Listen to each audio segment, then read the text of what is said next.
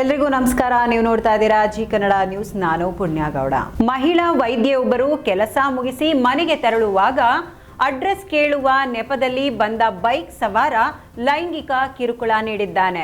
ಇದರ complete details ನಿಮ್ಮ ಮುಂದೆ. ಬೆಂಗಳೂರಲ್ಲಿ ನಿಲ್ಲದ ವಿಕೃತ ಕಾಮಿಗಳ ಅಟ್ಟಹಾಸ. ಡ್ಯೂಟಿ ಮುಗಿಸಿ ಮನೆಗೆ ಹೋಗ್ತಾ ಇದ್ದ ವೈದ್ಯೆಗೆ ಲೈಂಗಿಕ ಕಿರುಕುಳ ಕೊಟ್ಟಿರುವಂತದ್ದು. ಅಡ್ರೆಸ್ ಕೇಳು ನೆಪದಲ್ಲಿ ಅಸಭ್ಯ ವರ್ತನೆ ತೋರಿದ್ದಾನೆ ಕಾಮಿ. ವೈದ್ಯೆಯ ಎದೆಯ ಭಾಗ ಮುಟ್ಟಿ ವಿಕೃತಿ ತೋರಿದ್ದಾನೆ ನೀಚ. ಬೈಕ್ನಲ್ಲಿ ಬಂದಿದ್ದ ವಿಕೃತ ಕಾಮಿಯಿಂದ ದುರ್ವರ್ತನೆ ತೋರಲಾಗಿರುವಂತದ್ದು. ವೈದ್ಯೆ ಕಿರುಚಿದಾಗ ಬೈಕ್ನಲ್ಲಿ ಕಾಮುಕ ಎಸ್ಕೇಪ್ ಆಗಿದ್ದಾನೆ.